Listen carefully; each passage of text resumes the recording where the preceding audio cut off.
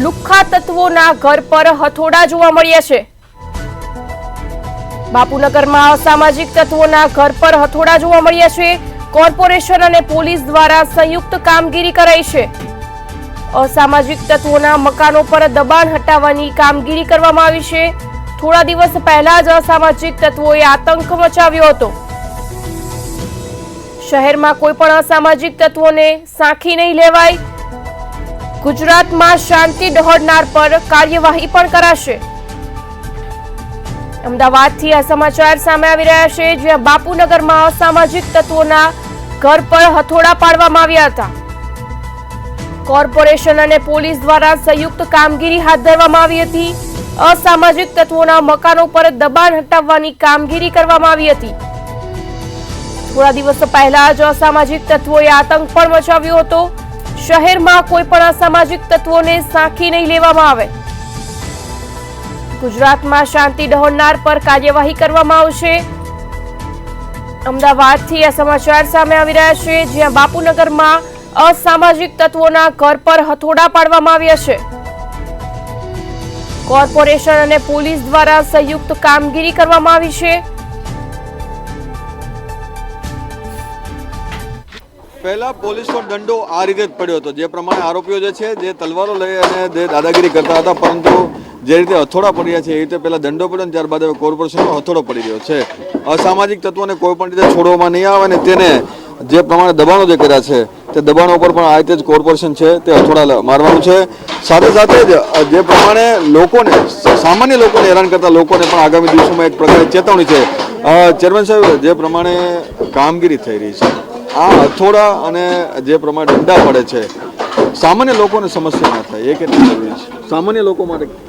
સામાન્ય લોકો માટે, જે લોકો કાયદાને પાલન કરનારા નાગરિકો છે, રોજ સવારે ઉઠીને પોતાનો કામ ધંધો વ્યવસાય કરે, દેશના વિકાસમાં ફાળો આપે, એવા બધા જ નાગરિકોને ખૂબ વ્યથા થતી હોય જ્યારે આ પ્રકારના કૃત્યો થતા હોય। પોલીસની સાથે જો આ પ્રકારે ગેરવર્તણૂક થઈ શકે તો સામાન્ય નાગરિકોને કેટલા એ લોકોએ દુઃખી અને હેરાન કર્યા છે। આ વાતથી વ્યથિત થઈને અમે મ્યુનિસિપલ કમિશનર શ્રીને પત્ર લખ્યો હતો। પત્રમાં વિનંતી કરી કે એમની જ્ઞાતિ કે એમની જાતિને ધ્યાનમાં ન લઈને માત્ર એમના ગુનાહિત ઇતિહાસ તેમજ એમણે આચરેલા કૃત્યને, પોલીસ સાથે કરેલા ગેરવર્તણૂકને ધ્યાનમાં રાખીને ત્વરિત કાર્યવાહી કરવી જોઈએ, જેથી કરીને એક દાખલો બેસાડી શકાય।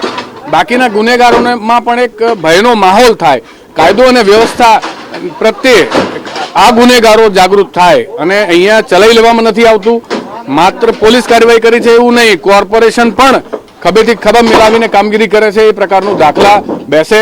અમારો વિસ્તાર છે પૂર્વ અમદાવાદની અંદર, ખૂબ ગરીબ લોકો અહીંયા વસે છે, જે લોકોને રોજ સવારે ઉઠીને સાંજે કમાઈને લાવીને ખાવાનું હોય છે, એવા લોકો આવા ગુંડા તત્વોથી ખૂબ ભયભીત હોય છે। એવા સમયે અમારી જનપ્રતિનિધિ તરીકે પણ અમારી એક ફરજ થઈ પડે કે અમે એ લોકોની પડખે રહીએ, અને કોઈકે તો આ બધું શરૂઆત કરવી પડશે। વર્ષોથી આ બધું ચાલતું હતું। આ આખા અકબરનગરના છાપરાની અંદર જે પ્રકારે પહેલાં પણ કાર્યવાહી થઈ છે, આજરોજ પણ કાર્યવાહી થઈ રહી। આના સિવાયનો પણ એક સમીર નામનો ગુનેગાર છે, એનું પણ મકાન છે, એની પણ કાયદા અનુસાર કાર્યવાહી કરવામાં આવશે। એટલે કુલ મળીને પોલીસ તેમજ મ્યુનિસિપલ કોર્પોરેશન ખભેથી ખભો મિલાવીને, અને આપ જોઈ શકો છો 24 કલાકની અંદર એક્શન લેવામાં આવ્યા। ખૂબ દાખલારૂપ કામગીરી કરવામાં આવી રહી છે। જે પ્રમાણે આ ત્રણ અત્યારે જે મકાનો તોડવાની વાત ચાલી છે, આ લોકોનું બેકગ્રાઉન્ડ શું છે? પોલીસ જે પ્રમાણે પર અલગ અલગ કેસો પણ થયા છે, કંઈક માહોલ જે શાંતિ દોડવાનો પ્રયાસ કરવામાં આવે છે? આ લોકો, આપ શાંતિ દોડવાની વાત કરો છો ત્યારે ઉલ્લેખનીય છે કે આ લોકો ઉપર પહેલા પણ પાસાના 2 વખત પાસા હેઠળ અટકાયત કરવામાં આવી છે। આ સિવાયના 35 જેટલા ગુનાઓ આ ગુનેગારો ઉપર ભૂતકાળની અંદર થયેલા છે। તો આ પરિસ્થિતિ ખૂબ ચિંતાજનક બાબત છે આપણે બધાએ, આપણા બધા માટે પણ, કારણ કે અહીંયા જે લોકો રહે છે એ બધાનો આપ અભિપ્રાય લો, આ બધા જ એમના સમાજના લોકો છે, બધા જ દુઃખી છે, કારણ કે બધાને એ લોકો ક્યાંક ને ક્યાંક માર્યા હશે, કોઈકનું ઘરમાં આગ લગાડી હશે, બધાએ સાથે ગેરવર્તણૂકો કરી છે, રાહદારીઓ સાથે ગેરવર્તણૂકો કરી છે, અને આ બાબત બિલકુલ ચલાવી લેવામાં ન આવે। અને જે પ્રકારે તંત્રએ કામગીરી કરી છે ખૂબ પ્રશંસનીય છે। શાંતિ અને ગુજરાત અને શાંતિ એક સાથે જોડાયેલા છે, આવા અસામાજિક તત્વો અશાંતિ ફેલાવતા હોય છે, આ યોગ્ય કામગીરી કેટલી માનો છો આપ? બિલકુલ યોગ્ય કામગીરી છે, કારણ કે આપણો દેશ એ શાંતિમયમાં પહેલા માને છે। આવા ગુનાહિત પ્રવૃત્તિ ધરાવનારા વ્યક્તિઓ જેના ઉપર અસંખ્ય ગુનાઓ છે એનાથી આમ પ્રજા પણ દુઃખી હોય છે. ત્યારે આપણે જોઈ રહ્યા છીએ કે આજે ડિમોલેશન થઈ રહ્યું છે એ જ પ્રજા એના સમાજની પણ શાંતિથી બેઠી છે. એટલે આ ગુજરાતમાં રહેવું હોય તો તમામ કોઈ પણ જાતના દાદાઓએ ગુજરાત છોડીને જવું પડશે. આમાં આપણા મુખ્યમંત્રી આ વિસ્તારની અંદર કોઈ પણ સમાજ હોય કોઈ પણ દાદાને ચલાવવા માંગતા નથી.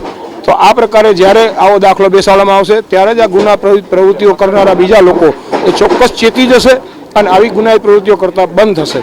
ગુજરાત હંમેશા શાંતિમય માને છે અને શાંતિમય રીતે જ જીવવા માંગે છે. એટલે કે જે પ્રમાણે જે દાદા એટલે કે ડોન બનીને ફરતા જે લોકો છે ત્યારે ગમે ત્યારે દાદા એટલે મુખ્યમંત્રી છે ભૂપેન્દ્રભાઈ તેનું બુલડોઝર છે આ રીતે ફરી શકે છે. કોર્પોરેશન અને પોલીસ જે છે સંયુક્ત કામગીરી કરીને આવા જે અસામાજિક તત્વો છે તેના મકાનો તોડવાની કામગીરી હાલ હાથ ધરવામાં આવી છે. કેમેરામેન બિપિન અમીન સાથે મીર દુધરેજિયા, મંતવ્ય ન્યૂઝ, અમદાવાદ.